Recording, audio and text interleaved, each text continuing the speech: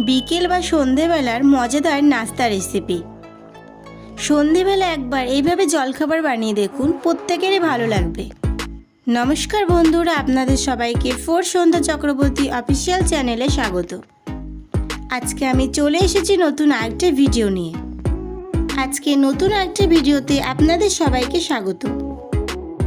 আজকে আমি তৈরি করব সেদ্ধ করা আলু দিয়ে একটি মজাদার রেসিপি। তো বেশি দেরি না করে ভিডিওটা শুরু করা যাক। প্রথমে আমি এখানে মাঝারি সাইজে 4টে আলু নিয়ে নিয়েছি। তোমরা এর থেকে বেশি পরিমাণে বা কম পরিমাণেও নিতে পারো। এরপর আমি আলুটাকে ছুলে নিচ্ছি। 4টে আলুই ছোলা হয়ে গেছে। এরপর 4টি আলু আমি সেদ্ধ বসিয়ে দেবো। তোমরা চাইলে আলুগুলোকে টুকরো টুকরো করে কেটে নিতে পারো, তাহলে তাড়াতাড়ি সেদ্ধ হয়ে যাবে।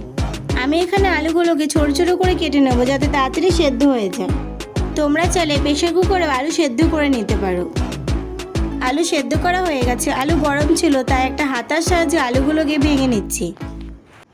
এরপর এর মধ্যে আমি কর্নফ্লাওয়ার অ্যাড করে দিচ্ছি। তোমরা চাইলে এখানে কর্নফ্লাওয়ারের বদলে বেসন বা ময়দাও ব্যবহার করতে পারো। এরপর একটা হাতার সাহায্যে কর্নফ্লাওয়ারটাকে মিশিয়ে নিচ্ছি। আমি এখানে মশলা হিসেবে ব্যবহার করছি হলুদ গুঁড়ো, গোলমরিচের গুঁড়ো, কাশ্মীরি লঙ্কার গুঁড়ো, লবণ। এগুলো সব আমি মেখে নেব।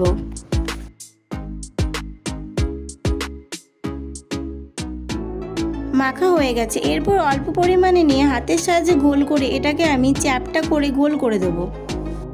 এখানে তোমরা চাইলে রুটির মতো গোল করে বেলে তারপরে তোমরা কেটে নিতে পারো। আমি এখানে বেলছি না, হাতের সাহায্যে করছি।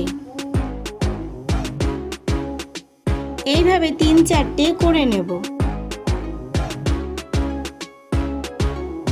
চ্যাপটা গোল করা হয়ে গেছে। এরপর একটি থালার মধ্যে আমি কর্নফ্লাওয়ার দিয়ে দিয়েছি, পুরো থালাটার মধ্যে ছড়িয়ে। এরপর একটা গ্লাসের সাহায্যে গোল করে কেটে নেব। আমি এখানে প্লাস্টিকের ছোট গ্লাস ব্যবহার করছি, তোমরা অন্য যে কোনো গ্লাস ব্যবহার করতে পারো।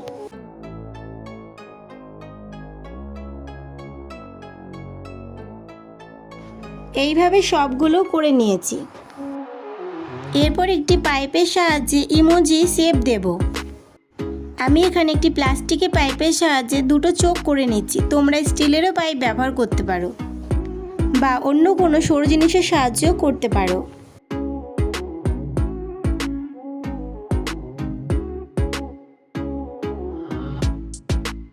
আমি এখানে স্মাইল ইমোজি করছি, তাই একটা ছোট চামচের সাহায্যে স্মাইল করে দিচ্ছি।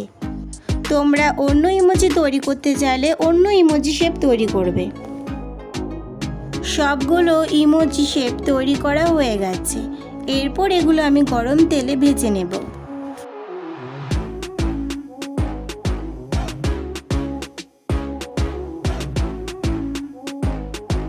তেল গরম করে এর মধ্যে আমি এগুলো ভেজে নেব।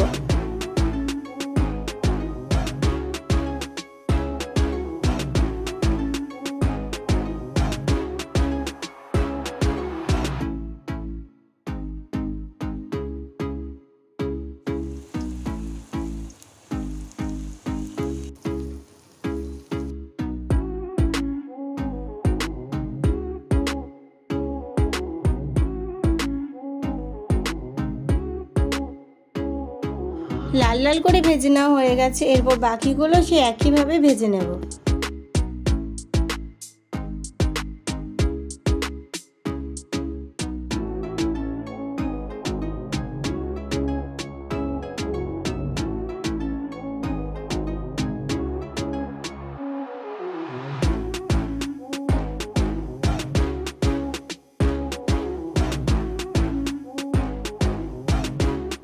তৈরি হয়ে গেল স্মাইল আলুর পকোড়া রেসিপি। এরপর এটা আপনারা সসের সাথে উপভোগ করুন।